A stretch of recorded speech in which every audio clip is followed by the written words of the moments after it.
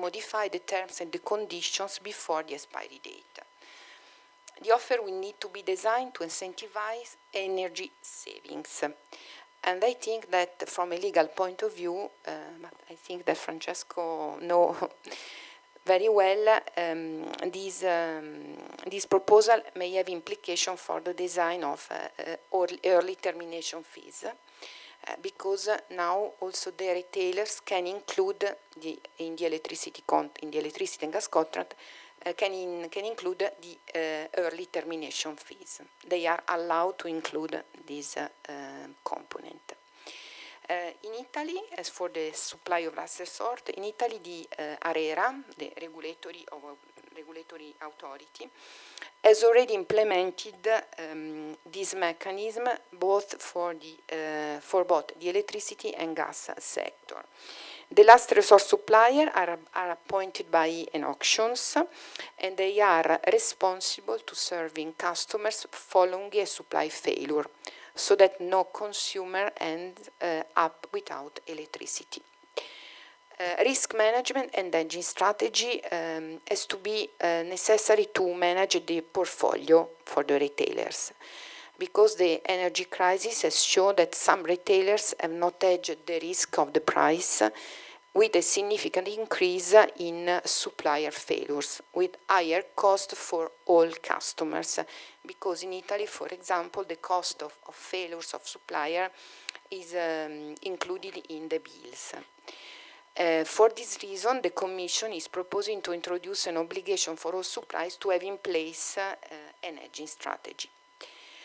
It is a very interesting report. I suggest you to find it on Acer website. I don't remember the name, but Acer has collected and has counted more than 400 measures implemented by member states during September 2021 to February 2023 to manage the emergency, the crisis. In the slide on the right, you can see this type of measure, mainly voucher, subsidy in the bill, reduction of taxation or freezing of tariff, and so on.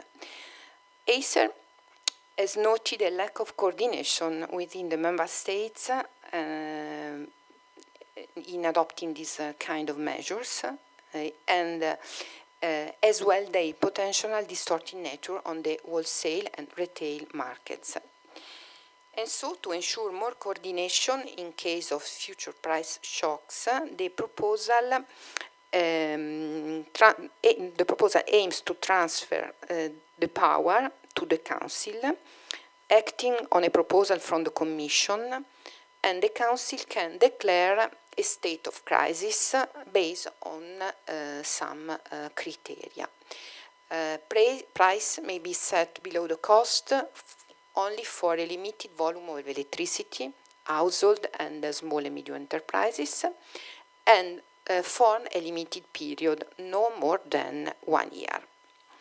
Last slide, last but not least, I want to show you an A2A offer, innovative green PPA, lo spot, A2A spot. A2A Energia, the A2A group sale company, some months ago launched an innovative offer aimed at mass market, final consumers. This is a typical green PPA. The contract lasts 10 years, and I think that it is the first time in Italy that a supplier offer a long-term contract for 10 years. The offer is called Noi 2, consists in the supply of certified renewable electricity through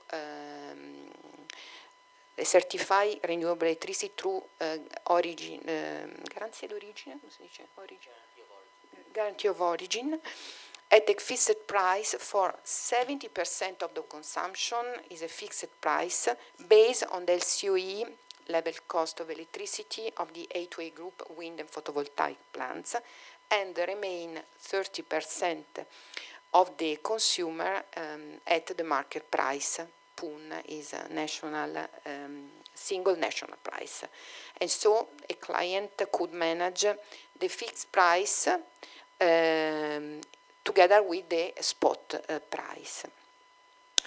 In this way, the consumer will know exactly how much they will pay for 70% of their consumption.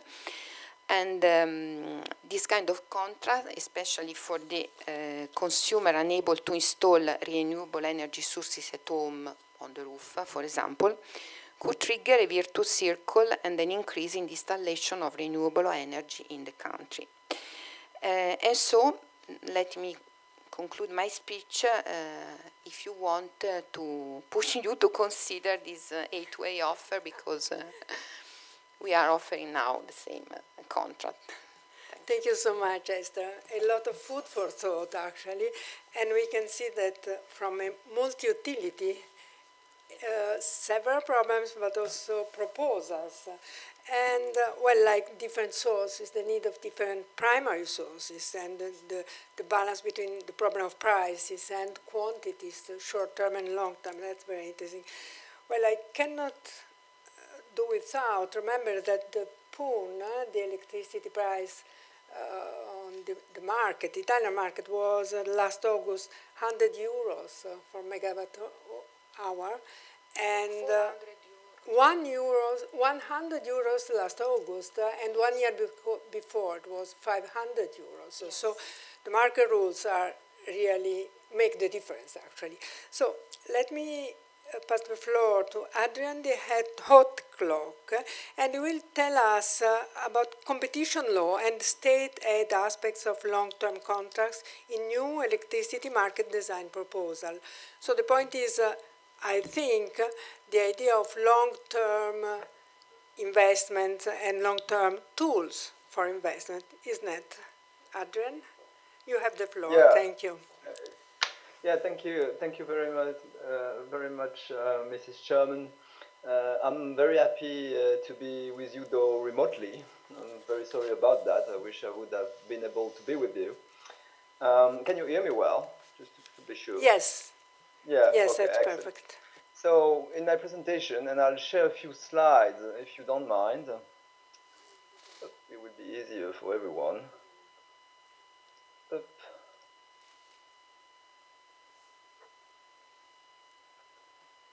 Is it work? Yeah, excellent, thank you. So I'll be focusing on one aspect that Esther mentioned of the Commission proposal, which is all the issue of the long-term contracts. This is an issue I've been following for a lot of years, because we were talking about this issue about 10 to 15 years ago. It was really one of the main issues, especially under competition law. And now it's back in the spotlight. So, what's the general question? Let's say with long-term contracts in energy markets. But well, the problem is that originally the industry was fully integrated, horizontally and vertically, and the issue was that fully decentralized energy markets were able to provide the contract short-term and even long-term that the participants needed. But it's not really what happened. We've seen a very good development of liquid spot markets, but the organized forward markets really never took off. And the problem is that the market participants need them in the end, and so they need more vertical, more robust arrangements for different things, in particular investment, hedging, or even to enter the market. So long-term arrangements are very important. And right after liberalization, so you might remember in the years 2005, 2007, DG Competition started a sector inquiry in the newly liberalized energy markets. And one of the main issues that was spotted in the report was the problem of long-term contracts, because a lot of the incumbents, in particular, for example, in Belgium or in Germany or in France in particular, they locked most of the main customers within very, very long-term contracts. And so this was creating what we call foreclosure effects. And it was really a problem for liberalization. And so the Commission ruled out very ambitious plans for enforcement. And went after some of the companies like EDF in particular and district gas in the gas sector, and devised a whole methodology to treat these long-term contracts under Article 101 and 102. Back in the days, the long-term contracts were bilateral and physical. There were not like contract for differences or renewable PPAs. All these emerged later. There were actually three difficulties back in the day, so around 2010, let's say. It's first that the competition authorities have limited information, very limited information on the competition effects of this contract, because of course you have foreclosure, but also they are good in different ways. For example, they can enable investment or they can enable entry. And so to balance that out, for the competition authorities, it was very, very difficult in that kind of new market building context. Another difficulty, I think, is that you have plenty of different sorts of long-term contracts. Some are fuel contracts with power producers, you have tolling agreements, you have bilateral physical or financial PPAs. So there are a wealth of long-term contracts. It's hard to have a one-size-fits-all solution for all of them. And of course, one of the difficulties was to analyze not the foreclosure effect of one contract, but to analyze the foreclosure effects of a portfolio of contracts that's covering a big part of the market. And so the competition authorities, and in particular DG Comp and the European Commission, had to devise a new way to go about these contracts. Then the question was also the remedies, of course. Because of course you have the old style, some sort of remedies, which you have to finish the contract, or you have to get rid of this or that contract clauses. But when you have a network of long-term contracts of different durations with different contract clauses, and some were very legitimate and very efficient for the contracting parties. So how do you go about it? And so the competition authorities had to devise also new remedies. And in the end, I would say early in the 2010s, we had a decisional practice that stabilized in the European Union, and we have not talked much about that question again since now. So why is that? Is that because in the last 10 years, we've had also long-term contracts, but of different kinds. They were not bilateral and physical necessarily. We had the development of the renewable producers contracts for differences or the general feed-in tariffs, which can in a way be seen as long-term contracts with a guarantee on the price. For those who don't know what a contract for differences is, a contract for differences in a way is a public contract with the state, where the state ensures that you will get a reference price, whatever the market price is. So if you go on the spot market and you get a certain price, this price is below the reference price, then you get money from the state. If it's a two-way contract for differences, this is what we have at the moment in the Commission proposal, then you have to pay money back if the market price is beyond the reference price. That limits the cost of the measure. We also had, the last 10 years, the development of capacity and flexibility contracts, so the so-called capacity remuneration mechanisms, which are often, in effect, in long-term contracts. So we've seen more and more long-term contracts, but not between two private parties, but really with the state involved. And so then the issue were not the competition issues, so the 101, 102 TFEU issues, but really the state aid issues. Of course, these contract for differences in particular have different impacts than the bilateral physical long-term contracts, in particular on spot liquidity, because you still have to go on the spot market, so it's still good for liquidity. You don't have foreclosure effects. So in a way, it's better from a competition perspective. And of course, if you have auctions, like in most contract for most capacity remuneration mechanism, you have some sort of competition for the market. So bilateral physical PPAs, or let's say bilateral physical or financial PPAs, raise very different issues than the contract for differences. We still had a lot of stated cases. Of course, the stated cases concerned all the renewable support scheme with long-term public-backed price and volume guarantees, but we know about them because with many decisions. We had all the let's say fairly old cases, because it started in the 1980s and up until now actually, on preferential tariffs, because if you have long-term contracts with a public authority, a public company, or publicly held company, of course you have state-aid issues. We had also a bit in Eastern Europe, and of course we had the big one, which was inclemency, which was the issue of the contract for differences for developing a nuclear renaissance in the UK. So we had stated cases in the period. So what are the two challenges going forward? Because in the end, this is why they are in the spotlight, because this is kind of a matrix change when you think of it. Early in the liberalization process, long-term contracts were evil. And now we want a lot of them in different forms. And why is that? Is because, well, we don't get first the investment we need. In theory, so these are, for example, the figures from Euroelectric. We have to invest 800 billion euros in the next 10 years. This is one thing. And the second thing is that the EU industry must electrify. And if we want the EU industry to electrify, they want stability and competitive prices. So we have to achieve, and I think Esther mentioned it quickly, but we have to achieve a bit everything at the same time. We have to have a lot of investment not only in generation facilities, but also on the consumer part for them to do the fuel supply switch that we need towards electricity. And we also have the competitiveness issue, because we know that if there is one indicator that forecasts economic growth in the long term, is the level of energy prices. You can't stay with a very high level of energy prices, or not for too long, because it's too bad for competitiveness. So now, what is there in the proposal of the Commission? Of course, what I will show you as regards the long-term contracts is the proposal of the Commission. This is going to move because we are in the middle of the negotiation. The negotiations do not go very quickly.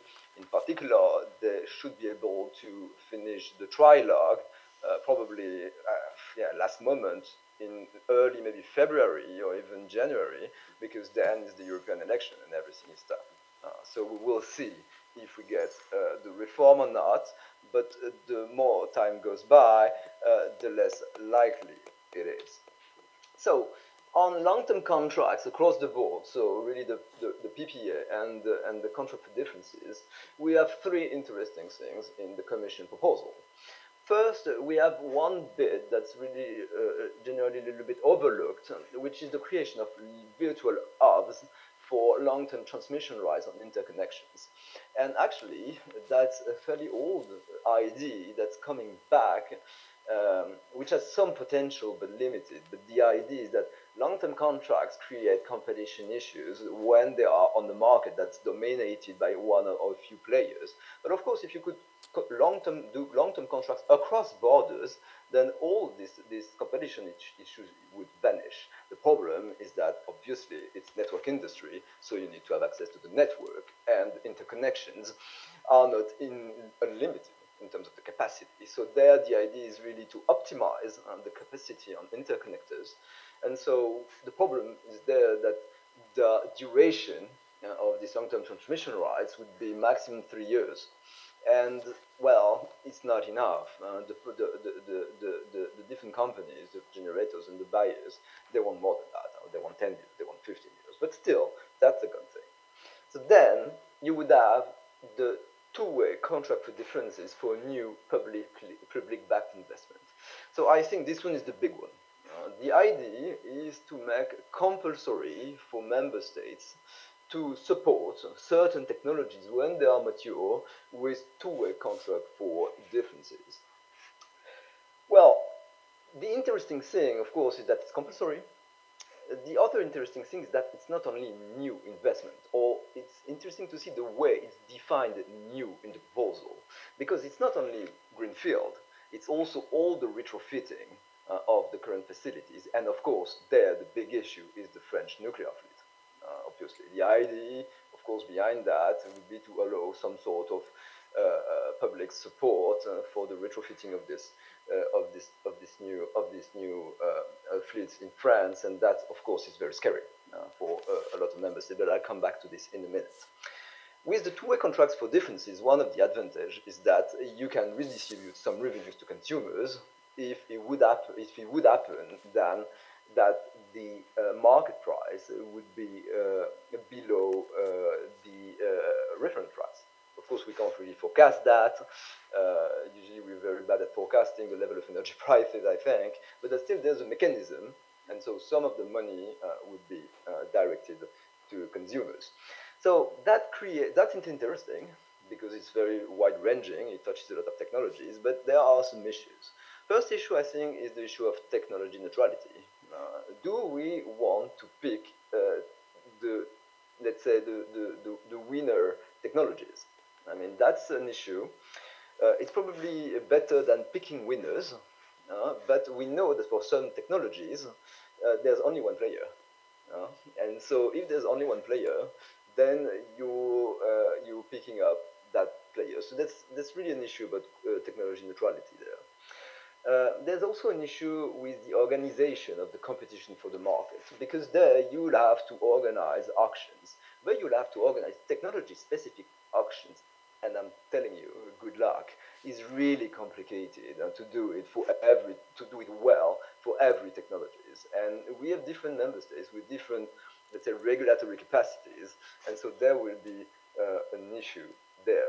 Of course, we also have different preferences among the member states. Preferences in terms of technology, preferences in terms of design, and also preferences in terms of the relative share of contracts for differences and the power purchase agreements. There, the power purchase agreements are really these bilateral contracts. I'll come back to this also in a minute. So the third pillar of the new long-term matrix of the Commission proposal is to facilitate the uptake of PPA. So it's really funny to see that, but it's really exactly the opposite that 10 to 15 years ago. Well, there we know that a lot of remaining regulatory barriers exist at national level. I don't come back to it, but for sure member states need to address them, and so this is one of the key part of the proposal. I think the second key is really to cover in a way the buyer default risk. Because the problem with long-term contracts, for example, your big nuclear facility or your big whatever facility, that you need to find someone to contract forward. It's not so easy to contract for 15 years if you're not extremely big or if you are a new player. And so there's always a problem with the buyer default risk. So the idea would be to address the credit worthiness of some of the buyers. For example, you can imagine different things. Probably it will be member state specific, but you can imagine some sort of public guarantee schemes that would help us address that issue, so that we would have, among, in particular, the smaller players, more players able to sign these PPAs. One of the last big issues, I think, is that it has to be subject to union competition law. And union competition law is as it is at the moment, as it was devised about 10 years ago. And one of the issues is obviously what should we do with competition law for this new wave of PPAs. So one thing I want to discuss with you very quickly is the articulation between contract for differences and power purchase agreements. Because in a way, they are both complementary and substitute. No? And because they have very different characteristics, and that we don't want to achieve the same thing. And so that can, for example, guide us when we apply on specific cases the competition rules. Why are they complementary? Well, it's fairly clear that it's not with the power purchase agreements that we will get the investment at the scale we need for the transition in terms of the 800 billion I was talking about. So for sure, if we want to secure whatever the cost, in a way, the investment in all these generation facilities, we need CFDs. Even if we tell you, yeah, there's Article 101 and 102 of the treaty do not exist anymore, yeah, you won't get enough PPAs anyway. So the CFDs are a way to address that. Of course, the CFDs mainly address the needs of the production facilities because you get them a price guarantee in essence. But what about the investment linked to customer electrification and decarbonization and that kind of thing? In a way, in the CFDs, you lose in finesse compared to the PPAs because the PPAs are bilateral contracts, and so you can devise the contract clauses to the needs and everything. So you can have very, very specific ad hoc schemes tailored to the needs of the contracting parties, while the CFDs are really like big and one-size-fits-all kind of things. And as I was mentioning, of course, the competition for the market is really difficult to devise for certain CFDs. So, of course, there are, in a way, also substitutes. Because if you create compulsory CFDs for everyone, in particular all the major mature green and let's say low carbon technologies, but then you have a problem with the crowding out of private PPAs, because it's for sure that some of them will be happy to do private PPAs, but when CFDs are available, it changes contracting incentives, and so you have a problem that we know very well in other settings, is that you crowd out private investment with public money. So that's an issue, because the cost of public finance in the end could be enormous. Of course, in particular cases, CFDs and PPAs could be combined.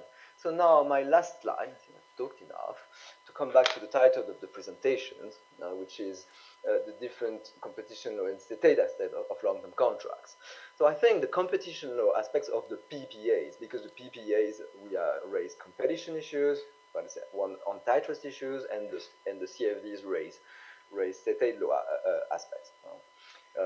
Mainly. So the PPAs, I think the issue is that we will have to, in a way, revise the antitrust framework we devised about 10 to 15 years ago to go from a pro-entry bias to a pro-decarbonization bias. So in particular, more taking into account as efficiencies, and 1011, 1013, we can discuss then, of course, but to let's say, acknowledge more the efficiencies on the buyer side that we didn't have 10 years ago.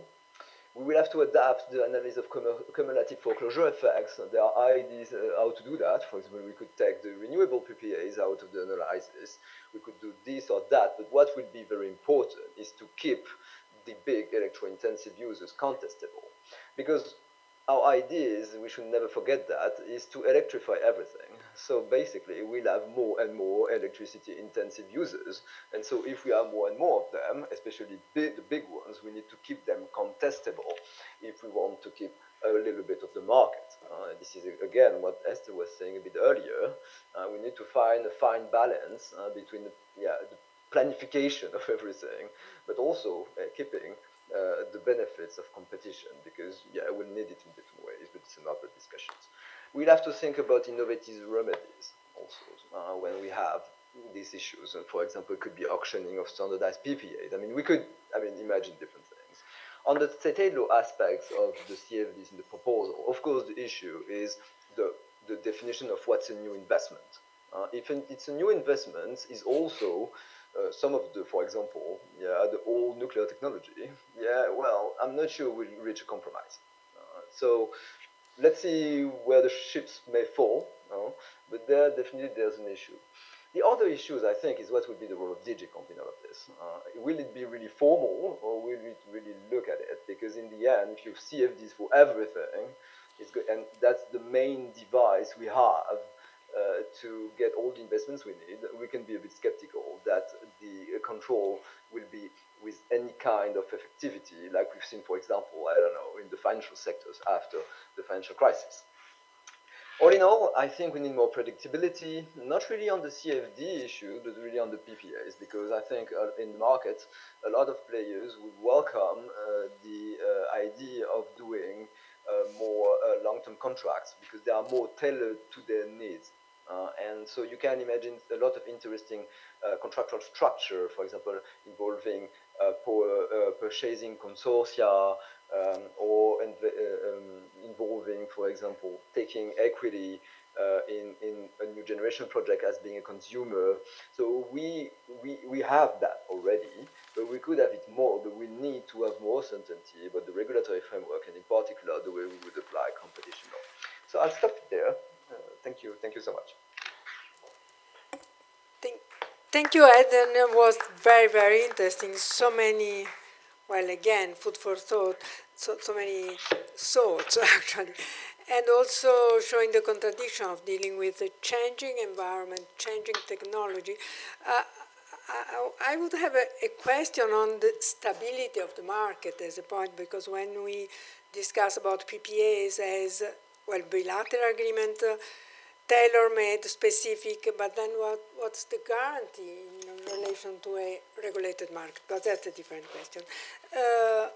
Very, very, very interesting, and I have to pass the floor immediately to Francesco Maria Salerno, the well-known partner in Brussels of Gianni and Origoni, and he will discuss with us the impact of state aid crisis and the transition framework on the functioning of energy markets, transitional emergency or permanent legacy.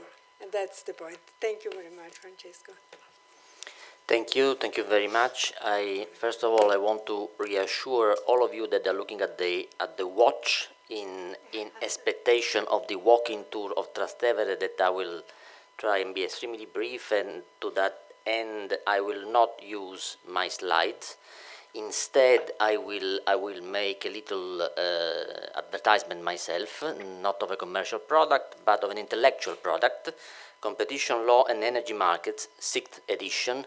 Adrian de Hautecloque is the chief editor.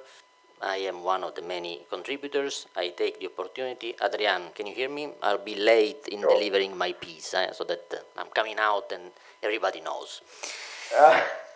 But in that... Well done, Francesco. I remember that one. Thank you. But in that book... sorry?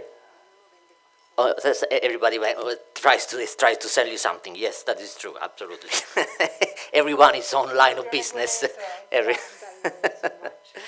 Absolutely. So in that book you will probably see more of my thoughts, on which today I just give you a very condensed rendition. And the thought is this: I come into this discussion from a state aid angle. And the perspective is the following. So we've been discussing the introduction of a new electricity market design. This will not take place in a vacuum. What we have today in the electricity market, inverted commas, is a lot of state aid authorized, fully authorized, under an emergency framework that the Commission has adopted. It is using heavily on notifications from member states. This great deal of state aid, I think, very simply, you can, in the perspective of the transition towards this new electricity market design, you can put them in two baskets. There's a group that we can call the good aid, and it's good in relation to the fit between this emergency aid and the transition to a new electricity market. And it's a type of aid which is designed to incentivize investment in renewables. And really, this is authorized under emergency powers, but it can be perfectly a standard measure of aid. There is, in fact, no difference in substance. The only emergency aspect is the quickness, the accelerated pace that is possible for a member state to use. So these are measures which will not pose any problem moving forward to this new electricity market design. But then there's another group of aid measures, a lot of them, which somehow, controversially, I would label bad aid. This bad aid is essentially price subsidies. It's a category of which, as shown in a slide, there is many varieties across member states. In my slide that I picked one from Sicily, not by random, but because I come from Sicily, but I could have picked, Slovenia. There's thousands of these measures. This is bad aid because it's very, very distortive, and it would be impossible for the Commission to authorize this type of aid in normal circumstances. It's totally inefficient. The more you consume, the more aid you get. So it's really an emergency measure. But how are we going to transition to a new market design when the market now is populated by completely distortive measures?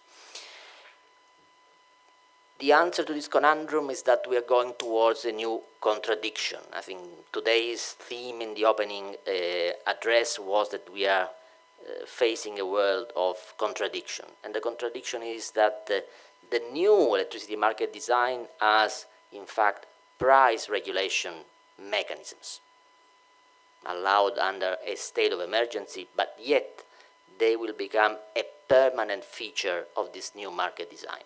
Now, this is, to me, and I go towards the end, this is really a contradiction. When we, all of us that are here and study this sector, saw markets coming in electricity, price regulation was absolutely the exception and was designed to be phased out, was the evil, the thing to absolutely weed out. Now, this is becoming, on the contrary, part of the Commission proposal designed to last for the next regulatory cycle. This, to me, it's a stark contradiction, and it will remain to be discussed in our book how this contradiction can be eased or lived with. Thank you. Thank you very much for the synthetic also approach. And it is true, I remember as a regulator, a former regulator of the energy market, how true is what you say at the moment. So maybe there are a few questions from the participants before we leave for Trastevere. Actually, I was, just to add, just a note on what the last speaker said, I'm thinking of how quick the Commission was and efficient to face the first set of problems, I mean the emergency one, and maybe less quick to reform the electricity market in a deeper sense, like, well, to sustain long-term investment. So this is, unfortunately, an indication of the difficulties. So we have no questions for our speakers? Okay, so we can probably reach the others on the touristic approach. And I thank you again very much, our distinguished panelists, and the faraway one as well, and you that listen.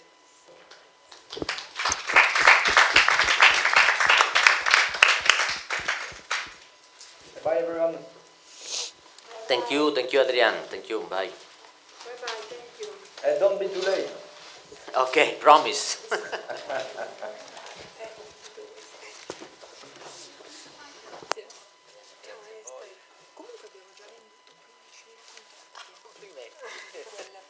Noi copie del libro non possiamo mai aspirare a vendere l'altro. Adesso l'abbiamo fatto anche il 5 da vedere un po', però qualcuno ci porta. Grazie a tutti, Grazie Esther. For those who are interested, you can go directly to the cinema for the plenary session. Thank you.